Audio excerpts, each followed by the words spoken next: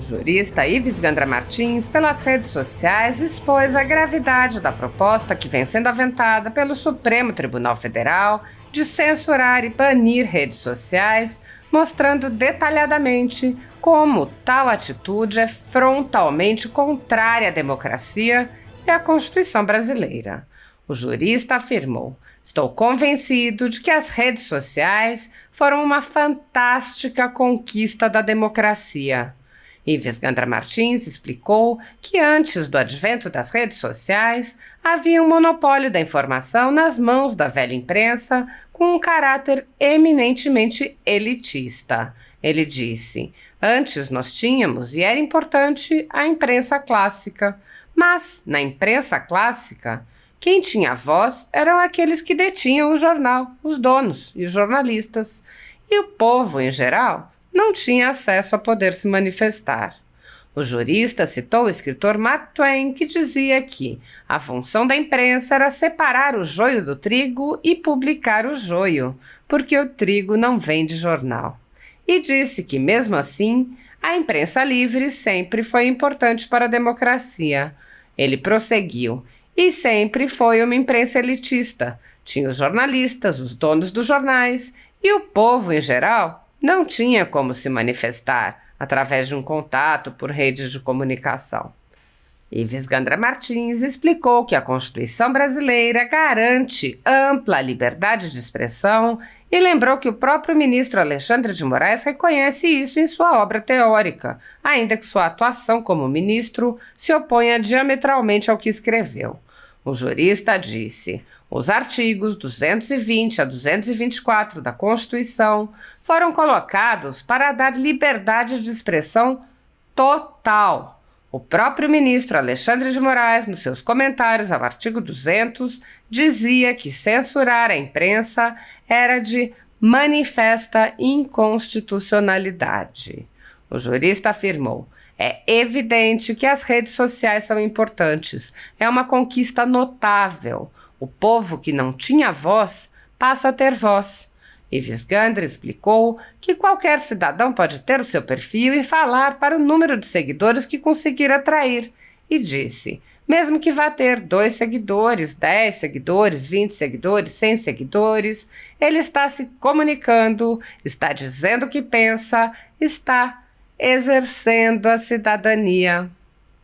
Ives Gandra Martins lembrou que a Constituição brasileira já prevê as consequências em caso de abusos e apontou: "Todo controle tem que ser a posteriori, tem que haver primeiro a notícia para depois haver o controle."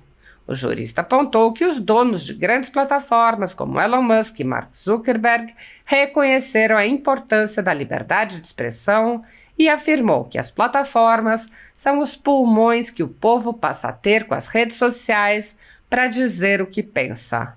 O jurista desenhou: "E os abusos têm que ser punidos, é claro, mas como manda a Constituição, a posteriori, e não se dizer a priori que eles serão punidos antes mesmo de dizer qualquer coisa, obrigando inclusive plataformas a fazerem censura prévia, o que levará sempre a uma censura muito maior do que qualquer controle que pudesse ser feito pelo Poder Judiciário, porque o receio de vir a ser condenado faz com que, na dúvida, sempre cancelar a informação da rede social. Se eu tenho receio de ser punido por critérios que eu não sei quais serão, é evidente que esse receio faz com que, na dúvida, pela censura, e não, em dúvida, pela permissão. Porque se a permissão for segundo não decisão do Congresso Nacional, mas do Supremo Tribunal Federal, como começa a se delinear a decisão da Suprema Corte, será condenado, porque será cada plataforma a responsável pelo controle." Ives Gandra Martins destacou ainda que um pedido de extradição de jornalista acusado de crime de opinião foi negado pelos Estados Unidos justamente porque aquele país democrático reconhece a importância da liberdade de expressão. O jurista afirmou: "Me parece que o que tem que ser refletido pelo Supremo Tribunal Federal, pelo Congresso Nacional, é que as redes sociais representaram os pulmões da sociedade. Ele explicou que a velha imprensa elitista foi substituída pelas redes sociais que representam a voz de todos. Gandra disse: todo cidadão pode fazer, o mais simples cidadão pode ter a sua rede social. O jurista reiterou: por isso, eu, como um velho democrata de quase 90 anos, tenho defendido, batido, que o Constituinte pretendeu ampla liberdade de expressão, que os artigos 220 a 224 exigem essa liberdade de expressão, que o próprio ministro Alexandre de Moraes, nos comentários que fez, declara a manifesta inconstitucionalidade de qualquer limitação. E todos os abusos serão punidos sempre a posteriori, e não se fazer uma previsão a priori, impedindo a liberdade de expressão, fazendo com que, em dúvida, as plataformas terminem censurando qualquer conteúdo. São as reflexões que eu tenho feito desde o início de 2005 e eu trago para os meus seguidores e eu gostaria que eles levassem adiante. Ives Gandra Martins fez um apelo aos cidadãos para que questionem e pressionem os parlamentares. São aqueles que podem, através dos seus representantes, aqueles em quem votaram, que são os deputados e senadores, fazer com que eles sintam a importância de lutarem por permitir neste país aquele que é o maior instrumento numa democracia, que é a palavra. Sem palavra livre, não há democracia, ele disse. E essa é a razão pela qual eu continuo batendo com a única arma que sempre tive, um modesto advogado de província e apenas um esforçado professor universitário, a única arma que eu sempre tive foi a palavra. Eu volto a falar sobre a regulação das redes sociais. Estou convencido que as redes sociais foram uma fantástica conquista da democracia. Antes nós tínhamos, e era importante, a imprensa clássica, mas na imprensa clássica quem tinha voz eram aqueles que detinham o jornal, os donos, os jornalistas. E o povo em geral não tinha acesso a poder se manifestar. Sempre a imprensa foi fundamental, embora Mark Twain dizia que a função da imprensa era separar o joio do trigo e publicar o joio, porque trigo não vem de jornal. E sempre a imprensa livre foi importante para a democracia. E sempre foi uma imprensa elitista.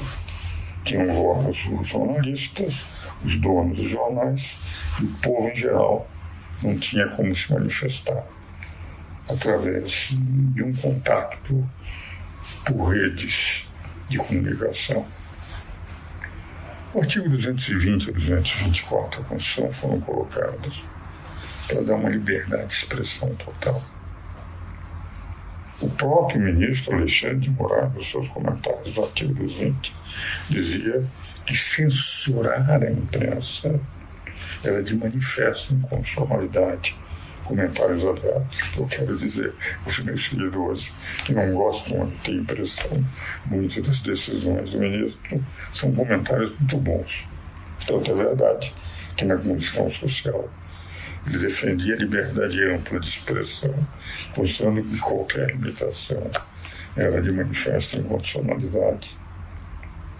E realmente o debate para termos dos 220 a 224 artigos assim, para garantir o que levou o ministro Carlos Aires Brito, querido amigo, meu confrade na Academia Sergipana de Letras, e um grande poeta, quando o presidente ia eliminar a lei da imprensa que vinha do tempo do regime de exceção anterior. É evidente que as redes sociais são importantes. Uma conquista notável. O povo que não tinha voz passa a ter voz.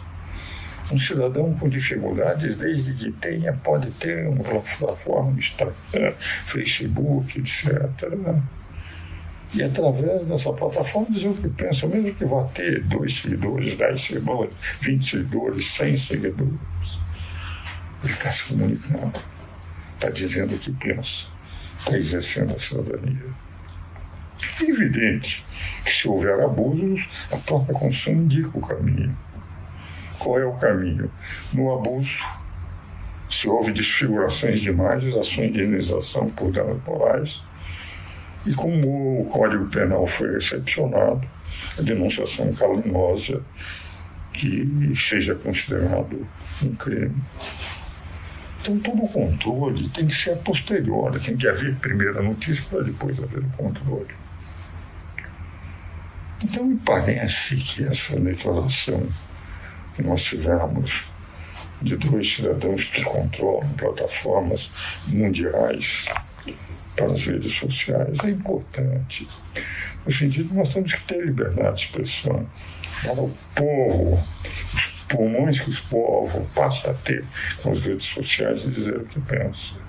E os abusos têm que ser punidos, é claro, mas como manda a Constituição, a posteriori, e não se dizer a priori que eles serão punidos antes mesmo de dizer qualquer coisa, obrigando inclusive plataformas a fazerem uma censura prévia, o que levará sempre a ser uma censura muito maior do que qualquer controle que pudesse ser feita pelo Poder Judiciário, porque o receio de vir ser condenada faz com que, na dúvida, sempre cancelar a informação da rede social. Se eu tenho receio de ser punido por critérios que eu não sei quais serão, é evidente que esse receio faz com que, em dúvida, pela censura, e não em dúvida pela permissão. Porque se a permissão for, segundo, não decisão do Congresso Nacional, mas do Supremo Tribunal Federal, como começa a ser delineado na decisão da Suprema Corte, será condenado, porque será cada plataforma a responsável pelo conteúdo. Então, me parece que a manifestação lá nos Estados Unidos, país onde a liberdade de expressão é ampla, mas dizer que alguém que foi pedido a extradição por crime de manifestação, essa extradição não foi concedida exatamente por força da liberdade de expressão, me parece que tem que ser refletido pelo Supremo Tribunal Federal, pelo Congresso Nacional, é de que as redes sociais representaram os pulmões da sociedade. Antes, uma imprensa importante, mas elitista, que só alguns tinham acesso, passou a ser, como meio de comunicação nas redes sociais, a voz de todo mundo. Todo cidadão pode fazer. O mais simples do cidadão pode ter a sua rede social. Por isso, eu, um velho democrata de quase 90 anos, tenho defendido, batido, que o Constituinte pretendeu ampla liberdade de expressão, que os artigos 220 a 224 exigem essa liberdade de expressão. E o próprio ministro Alexandre de Moraes, nos comentários que fez, os artigos 220, um excelente livro, que são os comentários que fez a Constituição, declara-se manifesta inconstitucionalidade qualquer libertação.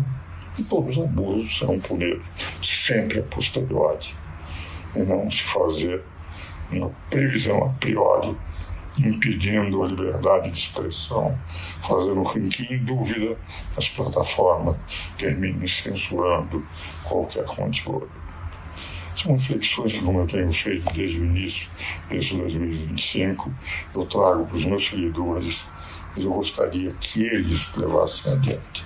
São aqueles que podem, através dos seus representantes, aqueles em que votaram, que são os deputados, senadores, fazer com que eles sintam a importância de lutarem por permitir nesse país aquele que é o maior instrumento numa democracia, que é a palavra. Sem palavra livre não há democracia. E essa é a razão pela qual eu continuo batendo com a única arma que sempre tive, de modesto advogado de província e apenas um esforçado professor universitário. A única arma que sempre tive, que foi a palavra. Muitos jornalistas e veículos conservadores vêm sendo implacavelmente perseguidos, como é o caso da Folha Política. Nossa sede, nossa residência foi invadida e todos os nossos equipamentos foram apreendidos a mando do ministro Alexandre de Moraes. À época, o jornalista Alexandre Garcia assinalou que algo semelhante só havia ocorrido na ditadura Vargas, não havendo qualquer exemplo parecido durante o tão falado regime militar. Mesmo em ditaduras consolidadas, não é comum que se apreendam todos os equipamentos em claríssima violação a tratados internacionais, como o Pacto de São José da Costa Rica. Posteriormente, a Folha Política foi alvo do ministro Luiz Felipe Salomão, que ordenou o confisco da renda de diversas pessoas, sites e canais conservadores para impedi-los de exercer suas atividades. Mais de 20 meses da renda dos veículos e comunicadores afetados seguem confiscados, enquanto o inquérito vai sendo transmitido de relator em relator. Outros jornalistas e comunicadores foram presos sob alegações como a de sair do país sem saber que estavam sendo investigados. Um deles perdeu o movimento das pernas em um estranho acidente na cadeia enquanto estava preso por crime de opinião. Ao conseguir refúgio em outro país, viu sua família ter suas contas bloqueadas para que não pudessem receber doações de pessoas que se sensibilizam com a situação de seus filhos. Vários pedem há anos que apenas devolvam seus equipamentos eletrônicos, inclusive com as memórias de entes queridos e da própria família. Outros buscaram refúgio em outros países e são considerados foragidos e são alvo de campanhas de difamação pela velha imprensa.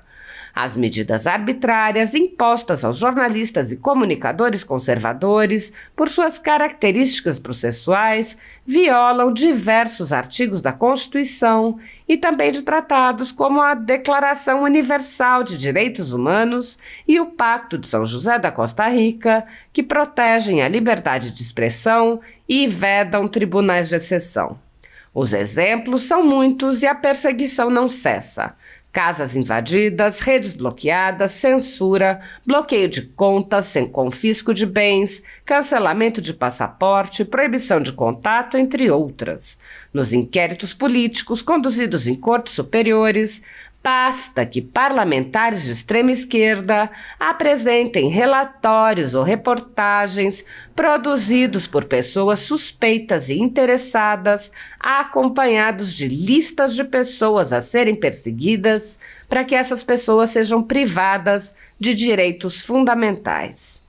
Se você apoia o trabalho da Folha Política e pode nos ajudar a continuar nosso trabalho, doe qualquer valor à empresa Raposo Fernandes através do Pix, usando o QR Code que está visível na tela ou com o código ajude@folhapolitica.org.